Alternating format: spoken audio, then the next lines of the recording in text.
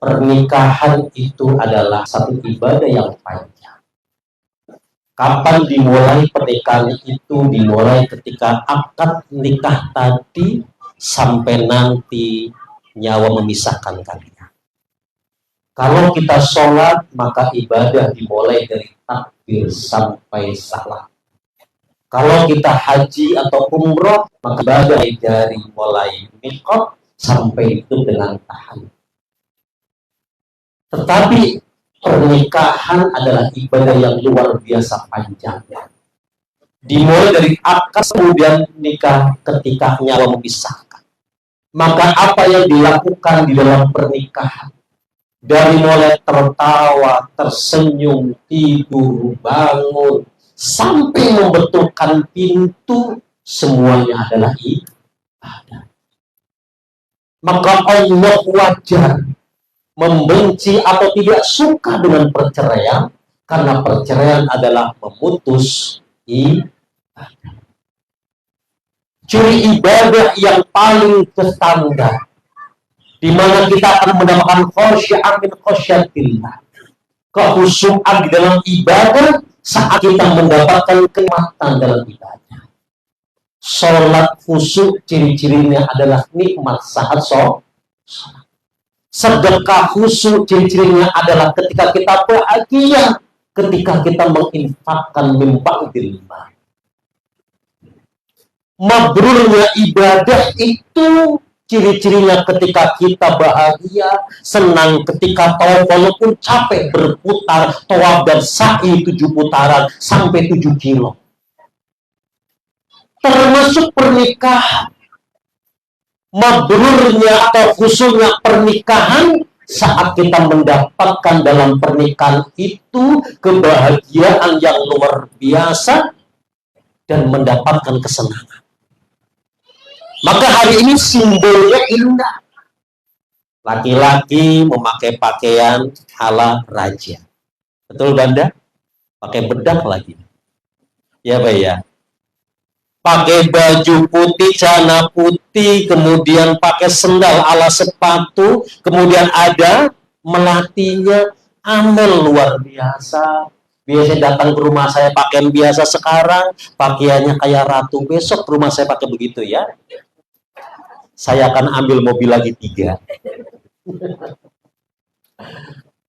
Luar biasa, yang datang pun pakaiannya serba indah, serba bagus. Belum selesai, ada tenda, ada macam-macam kursi, semuanya dihias dengan rapi, walaupun nyewa semua.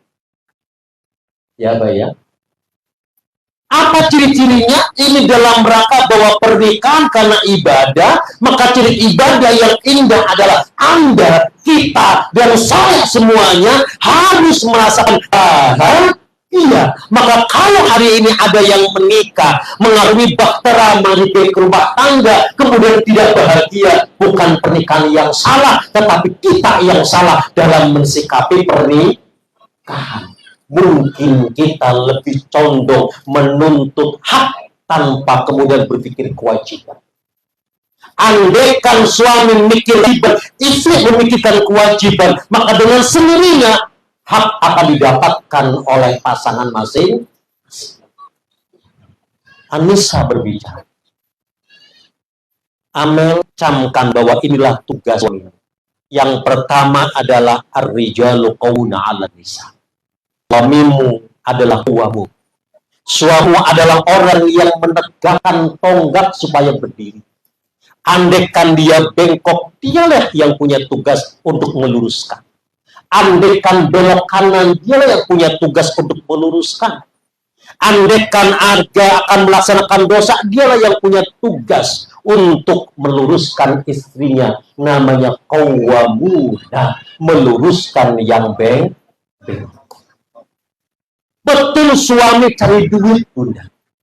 Betul suami cari harta untuk anak dan istrinya. Tapi tugas utama suami adalah meluruskan istri. Puncaknya adalah saat kemudian kematian datang. Saat kemudian di padang mahsyar, maka segala apa yang menjadi pekerjaan istri adalah tanggungan suami. Mungkin Amel sama Banda sama-sama punya kerjaan. Tapi camkanlah bahwa suamimu adalah rijal.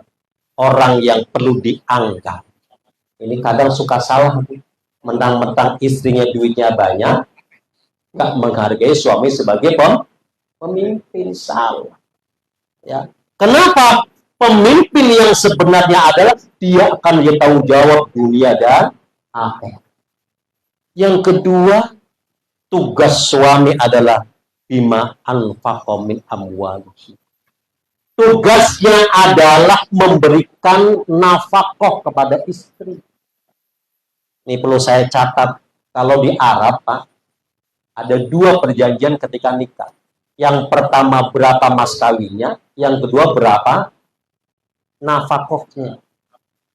Ya, yang saya mau kasih kamu nafkah berapa, maunya berapa? 10 juta mas tiap bulan, kasih. Kan? Di luar urusan listrik, sekolahan, dan macam-macam. Ini namanya nafkah. Nanti nafkah ini dimiliki oleh istrinya, andekan suatu saat berpisah. Saya mau tanya ibu-ibu, Bu, dikasih nafkah nggak sama suami? Dikasih nggak? Halo, assalamualaikum. Ini bengong nggak pengantuk sih? Nah, nanti pulang minta nafkah. Ya, kasih walaupun sedikit Banda. Misalnya sebulan 2 juta, 1 juta. Ini khusus buat kamu nafkah. Kenapa? Nafkah itu mengandung barokah. Mengandung barokah. Suami harus memberikan nafkah sekalipun istri bekerja. Karena rumusnya adalah uang suami ada bagian istri, tapi uang istri tidak ada bagian. Betul, Bu? Betul? Jadi kalau Amel kerja, berangkat pagi pulang sore, Banda nggak berhak tuh ngambil uangnya istri. Simpen, Mel. Simpen. Tetapi kalau Banda bekerja, ada 3 hak yang harus dia berikan. Yang pertama, linafsi, untuk dirinya sendiri. Banda wajib hukumnya nyimpen duit. Nggak boleh uang gajiannya diambil lama, isinya semua. Apalagi rekeningnya dipegang sama bini. Ada begitu? Biarkan Banda yang ngasih ke istrinya. Kenapa? Kehormatan suami adalah ketika dia punya uang. Ini kadang-kadang rekeningnya dipegang sama bini. Lakinya kerja, berangkat pagi pulang sore, pontang-panting, poyang-paying, keluar-keluar yang panas-panas, pinggang pegel, siang malam. Timbang mau rokok aja susah banget. Ya, ya. Timbang mau ngopi susah banget. Hati-hati. Kehormatan laki-laki adalah, izzatnya adalah dia punya harta. Yang kedua, mana kewajiban yang kedua? Dia berikan kepada orang yang dia tanggung jawabnya. Siapa? Anak dan istri. Kasih itu. Siapa lagi yang ketiga? Yang ketiga adalah orang tuanya. Jadi Banda menikah dengan Amel bukan mengambil kewajiban kemudian melepas kewajiban pada orang tua, tetapi menikah adalah menambah kewajiban. Untuk Amel kasih nafkah, untuk orang tua kasih. Lah mama saya duitnya banyak, ayah saya banyak, nggak ada urusan. Bakti laki-laki itu adalah sampai meninggal. Mama, aku kirim 500 boleh? Mama, aku kirim 300 boleh? Boleh. Pikirkan untuk memberikan nafkah kepada kedua orang tua, sekalipun orang tua kaya, sekalipun banyak anaknya, tetapi ini adalah barokah. Bahkan kalau misalnya lagi sulit cari duit, Amel suruh sama Banda, Mas, datengin emakmu, datengin ayahmu. Boleh jadi engkau boleh cinta sama saya, karena gara-gara cinta, I love you, you love me, I kentut you lari. Engkau melupakan orang tua. Mas, datengin orang tua. Nggak punya duit, Mas, nggak punya. Tenang, Mas. Amel masuk kamar, buka lemarinya, ambil lacinya, buka di dalamnya. Mas, Nas, ini ada emas 1 kilo. Nah, tolong senengin orang tua. Banda pulang nyenengin emaknya di Pamulang sana, kemudian emaknya ngomong, bapaknya ngomong, nah, kamu punya duit, nak? Iya, mah. Nah, kamu punya apa, nak? Duitnya banyak, nak? Iya, mah. Jangan ngomong nggak punya duit. Karena apa? Ucapan orang tuamu adalah doa. Di saat yang sama, lagi jabat dakwatan walid liwaladi. Tidak ada hijab doanya orang tua terhadap anak. Saat yang sama, Banda langsung dapat rizki yang banyak. Maka para perempuan, kalau pingin suaminya rezekinya banyak, awas jangan pisahkan suamimu dengan orang tua. Assalamualaikum. Assalamualaikum. Ya. Yang kedua, bima anfaqo itu artinya adalah seorang suami itu harus gagah memberikan nafkah. Amin, duitnya banyak, bukan urusan itu, Mas. Urusannya adalah laki-laki itu punya izzat, punya martabat untuk ngasih kepada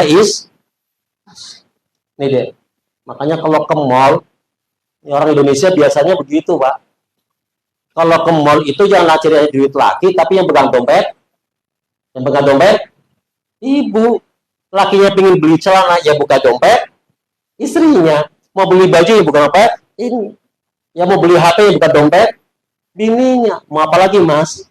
Harusnya yang pegang dompet laki-laki. Laki-laki itu, Pak, kalau ngasih sesuatu ke istri, bangganya luar biasa. Dek, mau ngapain? Mama mau beli apa? Baju ini. Nih. Keren. Keren. Ya. Baik. Dua ini harus dilakukan. Nah, isi yang solehah punya dua syarat saja. Yang pertama adalah qanitatun. Apa qanitatun? Bersikaplah jadi wanita yang cantik, menyenangkan di mata suami. Ketika bersama, menyenangkan dan menyenangkan. Yang kedua, kalau suami tidak ada, hafizatun, jaga diri.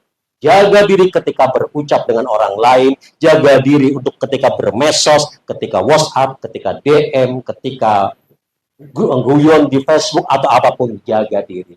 Kalau itu terjadi, insya Allah jadi keluarga yang sakinah. Dan wahai kedua mempelai, Anda punya orang tua, mereka yang membesarkanmu, mereka yang melahirkanmu, mereka yang menjadikan engkau dewasa hari ini, jangan pernah lupakan keduanya, jadikan keduanya mahkota.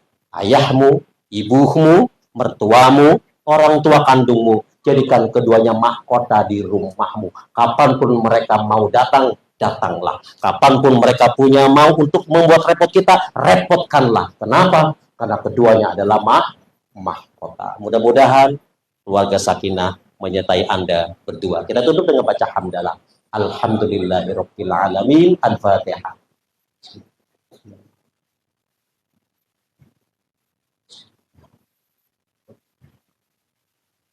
Bismillahirrahmanirrahim. Alhamdulillahirabbil alamin. Hamdan